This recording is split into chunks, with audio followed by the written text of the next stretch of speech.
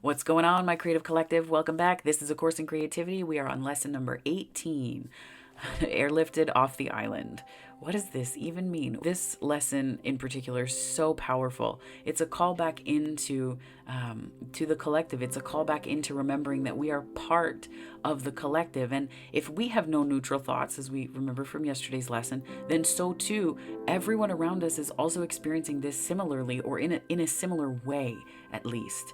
I wanted to, it's not quite the same way, similarly. So, it's really about considering the effects of our projections, from within us onto the world, but also how that affects other people. For example, when we believe in limitations, we end up limiting others too, because we draw from this teeny tiny repertoire of what's possible and project that onto them. So even if they're behaving in a way that it is intended as, or they're coming from a place of expansion, what we end up doing is limiting them. We limit their perspective and what's possible for them because we're coming from a limited place, right? We're coming from a limited place. And also remembering that what we do to ourselves, we do to others, and what we do to others, we do to ourselves. The lesson itself says all minds are joined. And this is really where we start to tap into that collective consciousness, that collective effervescence, if you will, or the way that we're connected such that becomes possible. So this is about reaching for that peace of mind, bringing that to a situation, because we start to see that it's not just about what we do in the world. We understand that what we do to others, we also do to ourselves. But the flip side of that too is that what we do to ourselves, we do to others. What does that mean? Well, I think about judgment. I think about harshness. I think about the ways that I have been so cruel to myself over the years. I learned a lot about this in my 20s, and it was about picking up the pieces to all the times that I critiqued myself harshly or berated myself quietly, or made jokes at my own expense. Hannah Gadsby has pulled away from this completely in her work, and she refuses to use self-deprecating humor now. And I feel like it's the self-deprecating humor where we achieve both likability and pushing away what we think, or what we think we're doing is pushing away the stories that the ego tells us about the present moment and who we are in the moment where we are. So thinking beyond the field that connects us all in this quantum physics view, what we're also looking at is the behaviors that stem from us. So our actions. We think that our thoughts happen in a vacuum and that it's just thinking, but we end up behaving in ways in the world that demonstrate the quality of our thoughts, that demonstrates what we're thinking about ourselves and how we perceive other people through that lens. So realistically, what we end up getting into is a situation where we think that people they can't see what we're thinking, but a lot of the time it's very transparent. So if we think no neutral thoughts, building on yesterday's lesson, what we're also understanding is that we're, as much as this is about that sort of quantum physics type field that connects all of us, this is also about the very real ways that our thoughts inform our actions, and how this gives us the possibility of taking responsibility and accountability for our thoughts, because they generate actions that affect other people at its most basic level, right? Because we're making the whole world up. We're making the whole thing up. And that's really about what waking up to the dream is, because every single thought that we think is the product of something from before the present moment. We're bringing it to the present moment and into it. So we're limiting ourselves and other people in the process at times. I think there's something that is a great comfort in this, where we see that we're not alone, because everyone else is probably experiencing some variation of this. So we're all caught up in our own processes. We're all caught up in our own ego processes. We're all caught up in our own filters.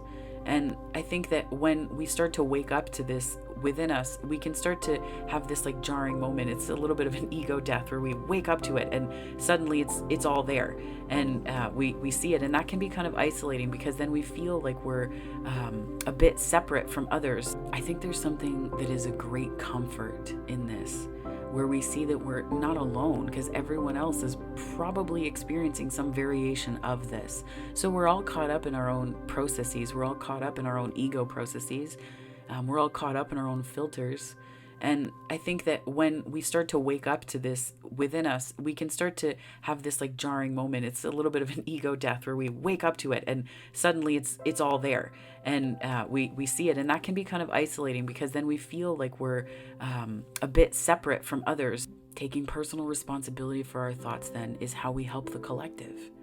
It's how we help the collective, because by doing this and going through this process and just the simple awareness of ego and the way that we are thinking, no neutral thoughts, and the way that we are ascribing meaning from things that may not be there or things that are there, right? It depends, right? It depends on the situation and the context.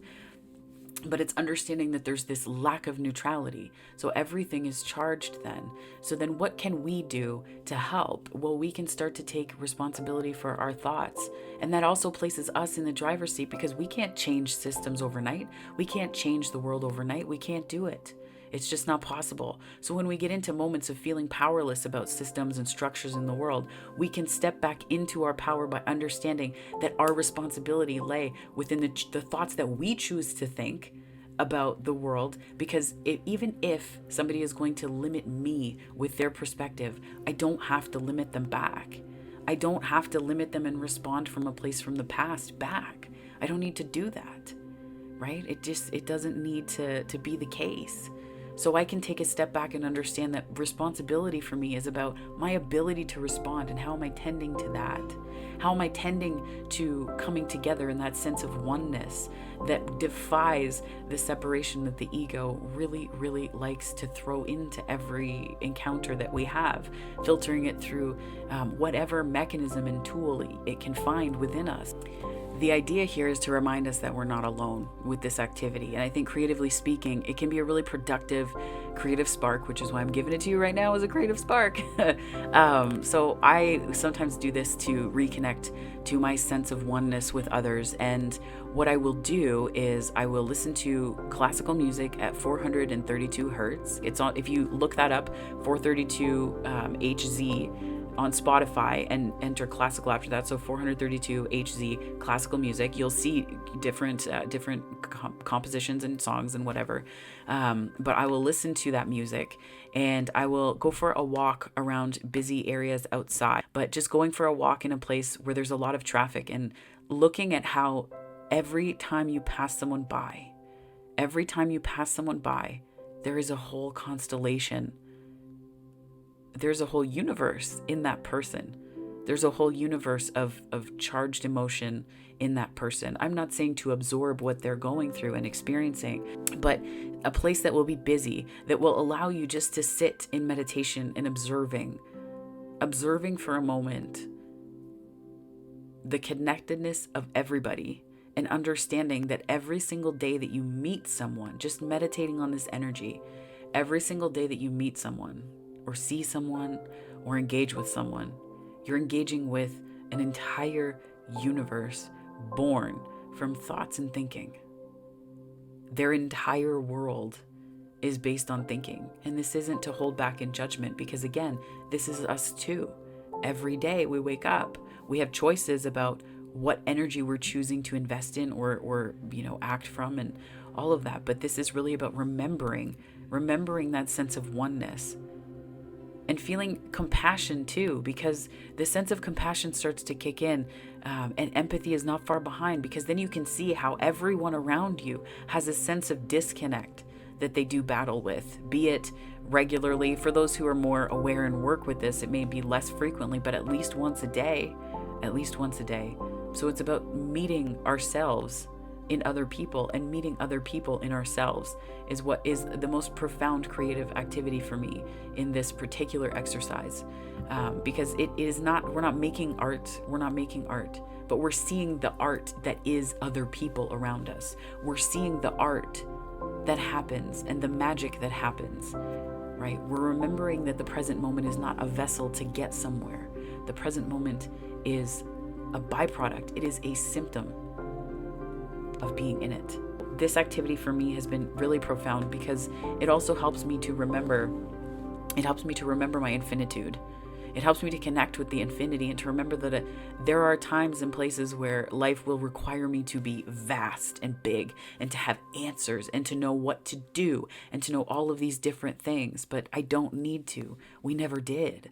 We never did. That's an ego-driven thought. I am not alone in experiencing the effects of my seeing. That's today's lesson from A Course in Miracles and Airlifted off of the island. Because, yeah, that's what this is really about, right?